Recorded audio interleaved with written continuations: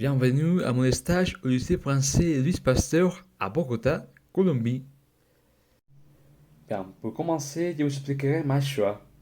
En effet, c'est simple, car ma formation se base dans un accord entre l'Université Toulouse d'Andiaouès, l'ambassade de France en Colombie et la visite des relations interinstitutionnelles colombiennes. Donc, j'ai retourné en Colombie quand ma bourse est finie. Mais la ORI et l'ambassade de France ont fait un accord avec le lycée français Louis Pasteur. Comme ça, je peux faire une sorte de stage à l'étranger, mais aussi je peux contribuer à l'enseignement du français en Colombie. Pour connaître le lycée français Louis Pasteur, il faut savoir qu'il est basé sur le système éducatif français. Alors, il compte avec les mêmes niveaux d'établissement français, bien qu'il utilise toujours des équivalents colombiens, comme on voit dans l'image, pour faciliter la communication dans le contexte éducatif colombien, et aussi dans la production des documents pour les personnes dehors du contexte français. En outre, le lycée compte avec 1800 élèves, ce qui est déjà une bonne quantité, mais c'est pas beaucoup si on le compare avec des autres établissements colombiens. Cependant, c'est compréhensible si on pense qu'il s'agit d'une école d'élite, parce que le coût de formation est élevé. En plus, le lycée fait partie du réseau AFE, laquelle a une grande extension comme montre le tableau ici. Et ce n'est pas tout, cet établissement appartient au groupe Amlaner, où toutes les écoles françaises d'Amérique latine du Nord sont réunies, vu qu'elles partagent les mêmes calendriers. Donc, on peut voir que les institutions sont toujours en communication et dans toutes sortes d'activités interinstitutionnelles, comme les concours ou les stages, parmi autres. Et maintenant, je parlerai des détails du stage. L'ambassade, qui était en charge de mon stage, a organisé un emploi du temps de 4 semaines, où 2 étaient destinés à l'observation, une à l'accompagnement et une dernière pour appliquer la science. Aussi, j'ai lié mon stage à mon sujet de mémoire, la contribution de l'apprentissage autonome aux compétences langagières, lesquelles étaient liées à la discipline du FLE. Mais au lycée français du Pasteur, le français n'est pas vu comme une langue étrangère. Elle est plutôt la langue courante. Par contre, plusieurs élèves ne sont pas des francophones, donc il y a eu certains éléments de flé. Par rapport aux cours observés, j'ai eu l'opportunité d'apprendre deux cours. Le premier, c'était l'atelier relais avec Justine Fourreau, où j'ai fait 15 observations dans 13 classes de collège, 3e, 4e et 5e. Et le deuxième, c'était les cours de français avec Sandra Lasserre, où j'ai fait 6 observations dans une classe de 3e aussi. Et voilà, nous arrivons aux autres barres de liste proposées pour le stage. Le premier, c'est l'éthique professionnelle, où j'ai fait attention aux principes qui guident l'enseignant et sa participation dans la vie de l'établissement. Le deuxième est celui de la pédagogie et pratique des classes, où j'ai analysé les phases de la classe et son organisation. Le prochain est la compétence linguistique, où le rôle de la langue dans les classes sera discuté. Et finalement, la compréhension interculturelle, où je parlerai des principales influences culturelles trouvées au lycée français Louis Pasteur. Chose promise, chose due. Nous commençons avec l'éthique professionnelle. Comme j'avais mentionné, le lycée est directement lié au système éducatif français. Partant, il promeut les valeurs de la République française. Ainsi, il souligne la laïcité, la démocratie, la liberté et les droits des hommes. En fait, nous pouvons observer la carte de laïcité officielle du ministère de l'Éducation français en espagnol, à côté gauche. Et de plus, j'ai constaté que la bienveillance est aussi mise en relief, pour que l'enseignant se préoccupe pour motiver ses élèves et montrer toujours une connexion amicale, au lieu d'une relation monarchique comme c'est passé dans le behaviorisme. Par rapport aux devoirs des enseignants, ils sont régis par le ministère de l'Éducation français aussi, dont les principales obligations sont assurer le service, le respect de la hiérarchie, les secrets professionnels, la neutralité, la probité et le désintéressement, qui veut dire que les professeurs ne doivent jamais demander une compensation pour ces services, dehors des salaires, et avoir un comportement et une image excellente. Eh bien, dans les lycées colombiens, les devoirs des enseignants sont similaires, mais la neutralité n'est pas absolue, puisque les professeurs peuvent s'habiller librement et partager ses idées tant que cela ne perturbe son travail, il respecte les autres et ne pratique pas l'endoctrinement. Le lycée français Louis Pasteur fonctionne grâce à un réseau vaste, mais on peut identifier 5 acteurs principaux: les directeurs, un proviseur pour les collèges et lycées, un directeur de niveau élémentaire et un autre pour le niveau maternel, et aussi un directeur financier.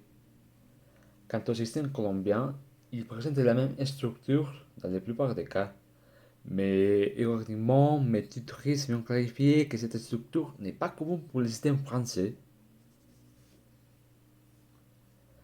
Dans une autre perspective, Mehdi Zenaf, représentant de la AF à Bogota et qui a dirigé notre stage, nous a expliqué qu'il y a aussi une hiérarchie selon la provenance du fonctionnaire, laquelle établit leur paiement selon 3 niveaux. Le premier est conformé par les expatriés, fonctionnaires du gouvernement français en moyenne mission. Le deuxième contient les formateurs français résidant en Colombie, lesquels sont aussi employés par le gouvernement français.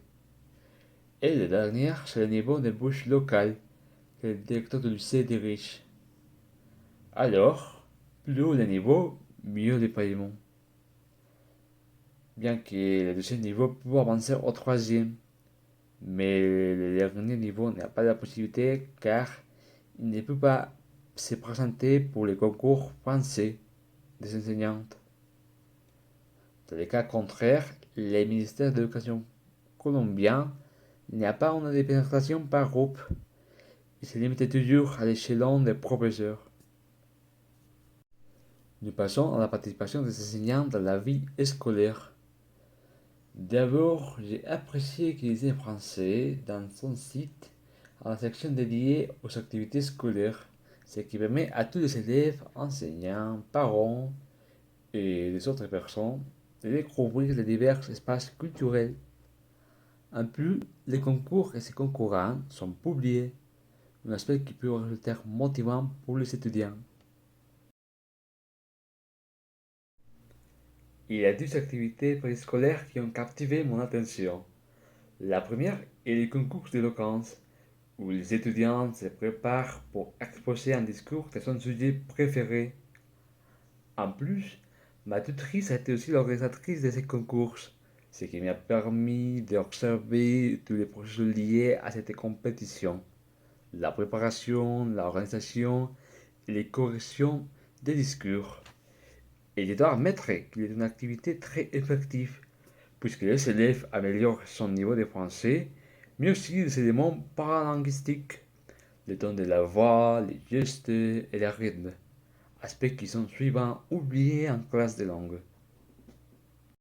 L'autre activité périscolaire qui a attiré mon attention, c'est le concours Molière, dans lequel les élèves s'inspirent des œuvres du dramaturge français pour créer sa propre scène. Cette liberté donne des résultats vraiment créatifs. Il y a même des scènes de critique sociale, comme on voit dans les dernières photos. D'un autre côté, cette récite est une façon amusante de s'approprier des textes littéraires et encore pratiquer les langues françaises. Aussi, il ne faut pas oublier que les scènes gagnantes sont incluses dans les livres du concours, lesquels est publié par le réseau AF dans tous ces établissements. Dans cette section, je vous parler brièvement de la gestion des événements. Pendant mon stage, il y a eu un accident terrible. Un élève est mort, ce qui a provoqué une dépression parmi plusieurs étudiants. Donc les enseignants ont dû chercher les manières pour affronter cette situation. Par exemple, j'aimerais le fait que Madame Lasserre a investi la fin de son cours pour en parler, et après elle a demandé aux élèves comment ils géraient la tristesse. Un bon exemple d'éducation émotionnelle, je trouve. Au-delà de ça, dans la même classe, les élèves ont mentionné que le lycée a proposé un mini-cours de origami, c'est-à-dire que l'équipe de l'école a utilisé l'art comme une façon de libérer les émotions. Une autre proposition que je considère intéressante. comme réponse à telle situation. Je veux commencer le deuxième hors-chevalé avec le software Pronote parce que je l'ai trouvé comme un outil qui facilite et améliore le processus d'enseignement. Premièrement, Pronote est un software qui peut utiliser les élèves, enseignants et parents. Alors, grâce à cet outil, toute la famille du lycée français du Pasteur est connectée, bien que chaque acteur possède des interactions différentes dans leur software. Ainsi, les enseignants peuvent non seulement réviser le profil des élèves, mais consulter ou modifier son emploi de temps et enregistrer des notes et tâches, mais aussi consulter les registres de ses collègues, une caractéristique qui facilite la coordination. Dans le cas de la Colombie, plusieurs institutions ont commencé à utiliser des softwares similaires appelés cybercolégios, mais je n'ai eu pas l'opportunité d'approfondir cette information. Afin de parler des pratiques de classe, j'exposerai en première les cours de Madame Lasserre, qui enseigne les sujets de français, lesquels est aussi régulé par les programmes du ministère de l'Éducation français. Et dans ce cas, les documents dirigés au cycle 4, vu que j'étais dans une classe de 3e, où elle lisait Les bourgeois gentilshommes de Molière. Ce qui est déjà un lien avec le programme, puisqu'une des exigences est d'aborder une œuvre du patrimoine. Et j'ai mis aussi un petit fragment du programme, dont le dernier point concerne les jeux théâtrales. Partant, nous observons qu'il y a toujours une cohérence. Pour finir ce point, je veux ajouter que le lycée français fournit les élèves avec une version pédagogique du livre, laquelle facilite la lecture parce qu'il y a un vocabulaire expliqué, et inclut aussi exercices de compréhension.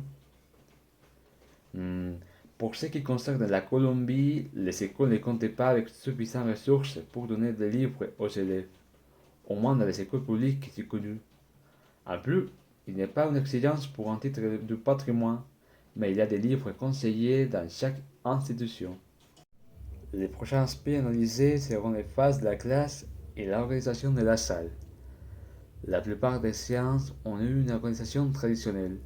Les tableaux étaient devant et les bureaux d'élèves dirigés vers lui. Par contre, il y a une science que j'ai bien aimée. Madame Lasserre a permis aux élèves de se disperser librement dans la salle pour qu'ils puissent pratiquer un fragment de la scène étudiée. Après 10 minutes, ma tutrice a appelé un groupe pour jouer son dialogue. Donc, ils sont bougés vers la partie derrière de la salle, qui était vide, et le reste de la classe s'est aussi organisé autour de cet espace. Alors, on pourrait dire que la salle est devenue une sorte de scène. D'un autre côté, j'ai constaté 4 phases. Rappel, présentation des nouveautés, ou bien une consigne s'il s'agit d'une révision. Après, une mise en commun qui servait aussi de bilan. Où l'enseignant te posait des questions rhétoriques ou permettait les débats. Et finalement, il y a eu dans quelques classes une étape de retour, mais elle n'apparaissait qu'après une consigne. Maintenant, je ferai la même analyse dans l'espace de Madame Fourreau, l'atelier relais. Sujet en situation particulière, il a été créé pour aider les élèves avec des problèmes de compréhension dans les cours de français. Pour ces raisons, il est totalement lié aux cours de Madame Lasserre. En fait, il est basé sur le même programme déjà montré. Cependant, l'enseignant de l'atelier relais a la liberté totale dans la planification de ses activités. C'est-à-dire qu'il suit les mêmes sujets, mais il peut décider de façon de les aborder. C'est le cas de la photo dans le diaporama. On peut voir que le programme exige l'étude des procédés statistiques. Donc, Mme Fourreau a proposé une piste sur la versification, car c'est le sujet abordé dans les cours de français de cette classe de 3e.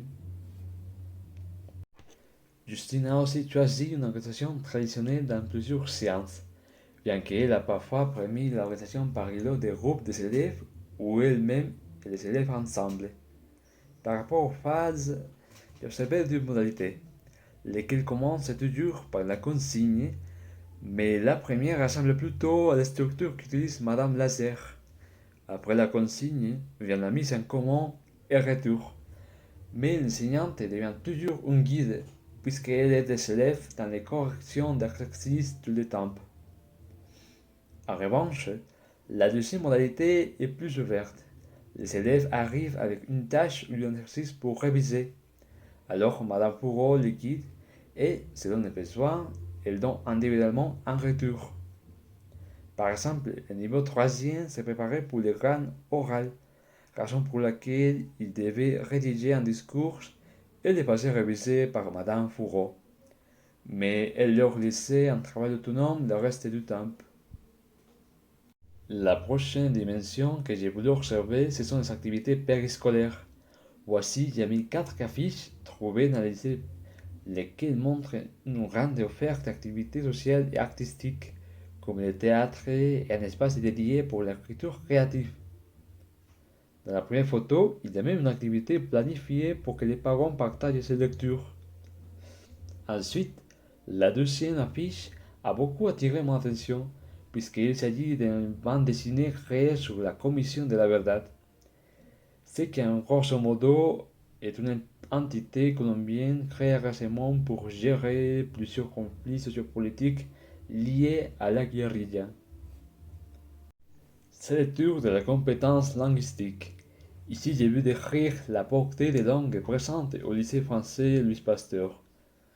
Et c'est évident que le français a un rôle principal à l'établissement, puisqu'il est la langue de formation, à l'exception des cours d'espagnol et histoire et géographie, dans lesquels la langue de Cervantes est parlée.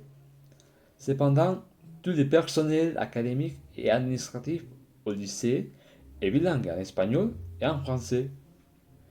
Puis, cette école montre une appréciation pour l'éveil aux langues, car elle permet aux élèves de choisir une troisième langue, entre l'allemand et le portugais. Et on revient à la langue de Molière. Ici, nous pouvons voir des petits extraits du contexte du lycée français Louis Pasteur, lequel est totalement francophone. À côté gauche, il y a des photos qui montrent la force de promotion de la lecture en français. On voit qu'ils ont même des bibliothèques entières en cette langue. En plus, on peut voir au centre que la langue galloise arrive aussi aux enseignants vers leurs journaux. En d'autres mots, il y a une immersion totale. Bien, c'est le moment de voir la place de la langue dans la salle de classe. La formation est 100% en français, mais les enseignantes acceptent que les élèves utilisent les mots en espagnol quand ils ne les connaissent pas en français. Également, il y a des situations où mes tutrices ont pris avantage de la similitude des deux langues pour apprendre les mots inconnus. C'est le cas du mot dorénavant. Elle a dit que pour les comprendre, il faut penser à de ahora, de maintenant, et ajouter un avant. Ensuite, Madame Foureau utilisait parfois l'étymologie pour enseigner un nouveau mot, ce qui est arrivé dans les cours de versification avec les mots pentasyllabes et les autres noms liés au nombre de syllabes comme hexasyllabes, heptasyllabes, etc. Finalement, mes tutrices décomposaient les mots plusieurs fois, un autre mécanisme utile pour la compréhension du vocabulaire. Et pour le traitement des erreurs à l'oral, les enseignants suivant plutôt une approche communicative, dont elles aident les élèves pendant les cours. Elles leur font répéter les mots, elles exagèrent les phonèmes si nécessaire, ou utilisent les mécanismes antérieurs. D'un autre côté, l'écrit n'est pas totalement corrigé. Les enseignantes d'habitude indiquaient aux élèves qu'il y avait une erreur, mais l'élève devait les chercher. La présence des langues dépendait aussi des contextes. Alors, dans les situations administratives, la langue étrangère et celle locale avaient une place importante. Les personnels administratifs parlaient tous les deux. Et aussi les documents que j'avais demandés avaient une version en espagnol et une autre en français, sur demande. Dans les contextes formels, comme les cours, les bibliothèques et le secrétariat, progressait le français. On m'a même rendu une fois car j'ai salué avec Buenos dias. Et après, pour les contextes informels, il n'y avait pas une préférence. La plupart des acteurs au lycée que j'ai rencontrés dans mon stage pouvaient parler des thèmes dehors du travail dans les deux langues. Ici, nous pouvons apprécier les belles langues dont j'ai déjà parlé, bien que la première photo vous démontrait que la l'école compte aussi avec une vaste offerte de livres en espagnol. Alors, les élèves ont accès à la littérature locale et des autres pays hispanophones. Et les deux photos au milieu correspondent à des deux langues vivantes étudiées au lycée, l'anglais et le portugais. Pour finir, j'ai voulu montrer cette petite œuvre d'art qui est aussi une évidence de l'éveil des langues. Les élèves ont écrit leur nom en arabe, même si l'arabe ne fait pas partie du pensum. Le dernier obstacle est apparu, la compréhension interculturelle. L'essai français Louis Pasteur annonce dans son manuel qu'il respecte l'identité colombienne et promeut la culture française dans un même niveau. En plus, la formation bilingue français-espagnol est constatée aussi. Dans les prochains paragraphes, l'institution déclare que son but, c'est que les élèves soient prêts pour réussir des parcours qui soient utiles autant que pour la Colombie que pour la France. Quand on parcourt les installations du lycée, les petites traces de culture apparaissent. La première ligne et la photo à gauche montrent la dimension française, laquelle sert à communiquer et informer, mais a aussi une production un peu métalinguistique, comme nous voyons avec les dictons illustrés à nous. La dernière ligne commence avec le livre de la classe des sociales, une partie des rares matériels scolaires hispanophones au lycée. Et à côté, il y a la peinture qui embellit les murs de l'école avec des images liées à la culture colombienne et française. Partant, on pourrait conclure que les principales influences sur la culture colombienne est celle française, qui semble apparaître en harmonie. Comme j'ai souligné avant, les livres des socialistes étant des seuls matériels scolaires en espagnol. Et il m'intéressait aussi car les livres proviennent d'un éditorial colombien. Toutefois, j'ignore si ça a été un choix prémédité ou si ça a été de la chance. En tout cas, on voit que le livre contient l'histoire de plusieurs pays hispanophones, mais il n'y a qu'une section dédiée à la Colombie. Bien que j'ai eu seulement accès au numéro 6 et 7, cette faible présence de la culture et histoire colombienne me semble une situation préoccupante, puisque les élèves pourraient être aliénés du contexte national. Par exemple, la plupart des étudiants avec lesquels j'ai parlé dans les cours d'atelier relais avaient des sujets plutôt liés aux pays européens.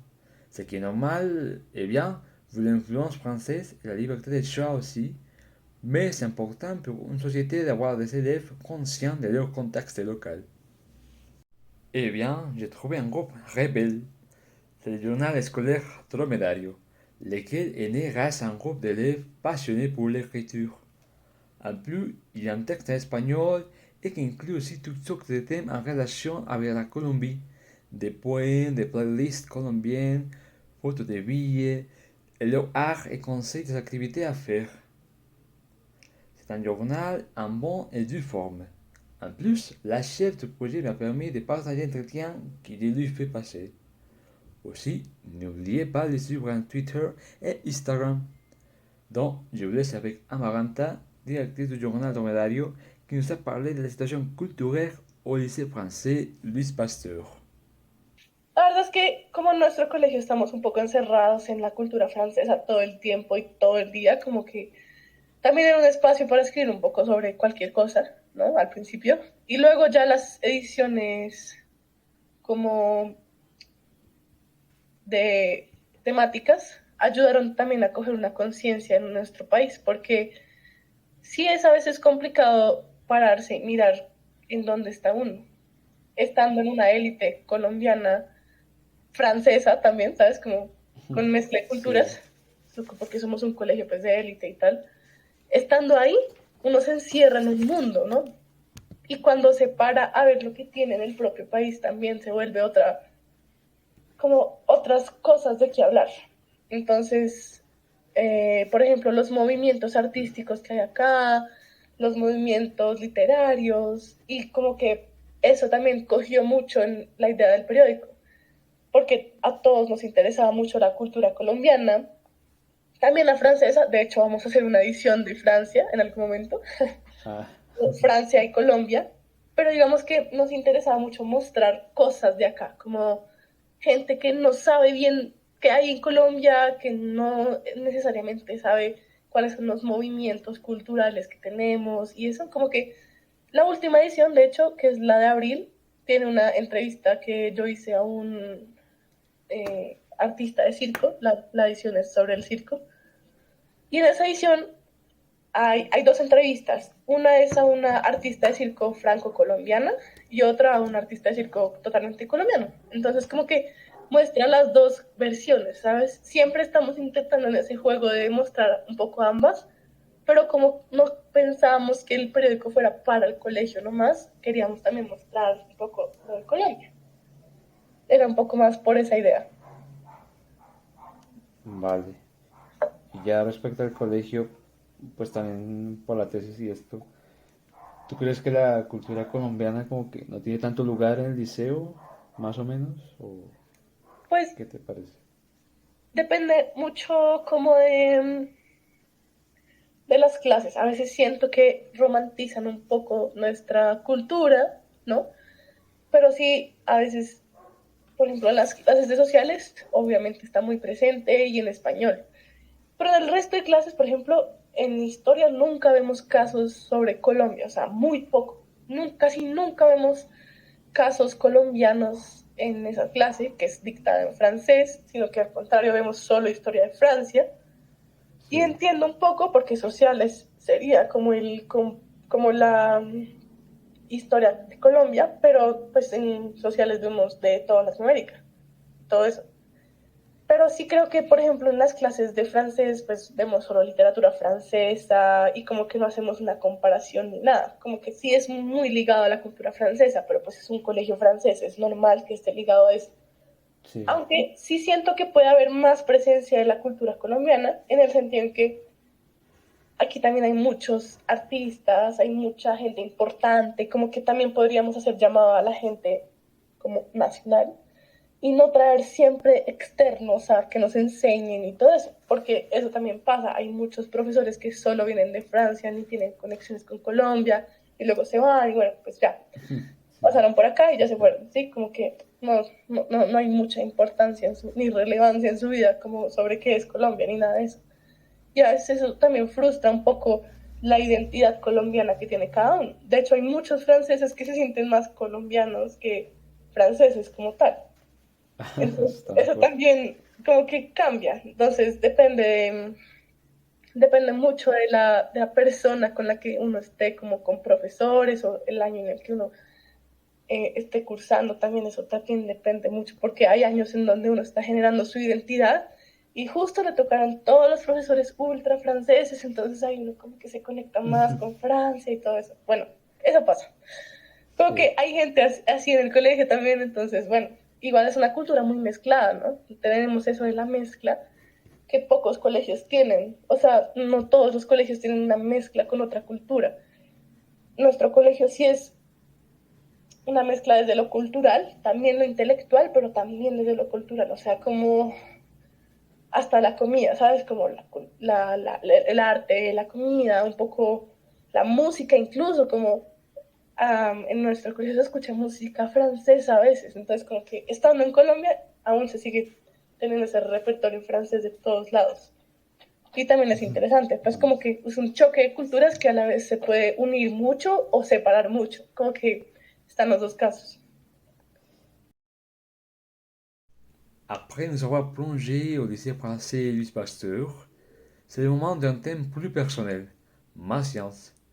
J'ai eu la chance que Justine Pourreau m'a permis d'appliquer ma science dans l'atelier relais avec un groupe de 5 élèves de 3e. En plus, c'était une science particulière, puisque j'ai la combiner avec mon mémoire. Donc, j'ai proposé une fiche pour travailler l'autonomie, laquelle j'ai conçue après ma propre recherche. Sa structure était simple. Il y avait 4 phases. La première, c'est la planification, où j'ai demandé aux étudiants d'écrire ses hobbies et un sujet de français qu'ils voulaient réviser ou qu'ils considéraient compliquées. Après, la deuxième phase est celle des recherches. Ici, ils doivent chercher des matériels pour étudier les sujets choisis, peu importe l'origine ou format. En effet, j'ai posé comme exemple les sites de Pinterest et YouTube. La phase suivante est celle de création, où les élèves devaient trouver une façon de combiner les éléments de la phase antérieure. Et la dernière phase est celle de réflexion, où j'ai posé aux étudiants des questions par rapport à la fiche, si elle leur aidait avec la compréhension et s'ils ont trouvé utile ou compliqué les stratégies. Bon, le but de ma fiche était de leur donner des stratégies pour améliorer l'apprentissage autonome du français. Et le cours s'est bien passé. J'ai commencé par leur demander c'est quoi l'autonomie et ils m'ont donné des réponses plutôt générales de genre c'est travailler par soi-même. Mais j'ai oublié d'approfondir cette idée par erreur. Après, j'ai expliqué comment fonctionne la fiche et ensuite les étudiants ont bien suivi la consigne. Ils ont posé des questions, mais pas beaucoup. Cependant, identifier un sujet qu'ils voulaient renforcer a été compliqué pour eux.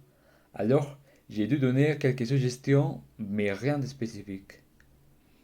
En outre, la base 3, celle de création, n'a pas donné le résultat que j'attendais. Il y a eu plusieurs qui ont suggéré regarder des séries. Et seulement une fille a essayé de combiner les dessins avec les sujets de poésie. C'est-à-dire que j'avais imaginé des plans détaillés ou bien des produits comme un poster, enregistrement, un petit podcast, des textes créatifs ou pareil. Après, les tuteurs m'ont dit que je n'ai pas donné un exemple pour cette phase. Ce qui est vrai, j'avais la confiance que les images seraient suffisantes pour leur inspirer, mais ça n'a pas été le cas. La dernière phase n'a pas posé de problème. Au contraire, deux étudiants ont écrit qu'ils n'ont pas trouvé utile cette stratégie, ce qui est un peu démotivant, mais c'est un retour net qui me permet de réfléchir sur comment améliorer cette activité. Ainsi, les tuteurs ont remarqué que le style de l'affiche était attirant, l'activité soi-même était logique, mais la façon de l'appliquer pourrait être mieux. En bref, j'ai planifié une stratégie, mais il semble que j'ai l'appliquée comme une fiche classique d'exercice. Alors, je dois repenser ma façon de l'implémenter. Le stage a été une expérience enrichissante, dont je souligne 5 apports principaux. Numéro 1, j'ai observé plusieurs activités créatives pour enseigner le français. Alors, il a décidé qu'il est bien s'utiliser au futur. Numéro 2, la façon avec laquelle mes tutrices interagissaient avec les élèves était admirable, puisqu'elle inspirait respect en même temps qu'il avait quelques interactions détendues avec les étudiants. Alors, j'espère pouvoir imiter ces comportements après l'avoir vu. Numéro 3, avec Madame Lasserre, j'ai amélioré ma didactique de la littérature grâce à sa manière amusante d'aborder Molière. En plus, dans l'atelier relais, j'ai regardé plusieurs fois la stratégie des classes inversées, ce qui m'inspire pour mes futures activités. Numéro 4. Dans les écoles colombiennes que j'ai connues, il n'y avait pas un cours similaire à l'atelier relais. On est dans un espace similaire appelé refuerzo, mais on y va pour refaire des exercices de classe, pas pour les réviser. Donc c'est une nouvelle idée pour moi. Numéro 5. Après mon stage, j'ai constaté une lacune dans mon formation, l'aspect littéraire francophone. À vrai dire, j'ai eu la chance de lire certains œuvres du monde francophone, mais très peu. Il manque surtout certaines œuvres de pratiquement français. Alors, maintenant, j'ai envie de travailler sur cet aspect. Pour finir cette vidéo, la partie dure, les difficultés. Premièrement, l'ambassade a planifié mon stage dans les 3 premières semaines de mai, un moment où les élèves et les enseignants se préparent pour les examens. Alors, ils sont très occupés pour bien participer au stage. Après, je réitère, le manque de connaissances de la littérature française dans mes deux formations, parce que cela a compliqué d'une certaine manière mon interaction et compréhension pendant les cours. Cependant, dans mes petits temps de loisirs, j'ai essayé de feuilleter l'œuvre de Molière étudiée dans les cours, pour ne pas être totalement perdu. Également, je suis capable de corriger les textes, mais je sais que ma formation ne m'a pas donné les outils pour améliorer la réaction académique des élèves d'une façon progressive, au-delà de la correction et du conseil. Donc, j'ai demandé à Madame Pourreau des conseils pour aider dans cette rédaction de l'examen. Mais c'était un apprentissage pendant les stages. Finalement, une des difficultés à tenir en compte a été la distance, car le lycée se trouvait à 1h40 de ma résidence. Et mes journées commençaient à 8h pour finir à 15 ou 16h. Une journée certainement chronophage, ce qui a provoqué que j'ai parti de meilleure façon mon temps. Et voilà, la fin. Je remercie beaucoup mes tutrices et tous les personnels du lycée français Luce Pasteur pour son gentil accueil. Gracias.